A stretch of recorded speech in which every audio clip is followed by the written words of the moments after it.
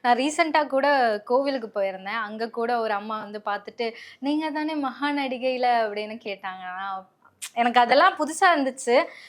ஸ்ரீலங்கால இருக்கும்போது அங்க டெலிவிஷன்ல வொர்க் பண்ணிட்டு இருந்தேன். அங்க எல்லாருக்குமே பொதுவா என்னைய தெரியும். இங்க வந்து என்னைய ரெகக்னைஸ் பண்ணும்போது எனக்கு அது இன்னுமே பெருமையாவும், சந்தோஷமாவும் இருந்துச்சு. இப்ப நீங்க சின்ன வயசுல இருந்தே நம்ம ஒரு பெரிய நடிகை ஆகணும் அப்படின்ற மாதிரி கனவா? இல்ல நம்ம ஏதாவது பண்ணி ஃபேமஸ் ஆன மக்கள் மத்தியில வந்து நம்ம பேர் தெரியணும்டா அப்படின்ற மாதிரியா?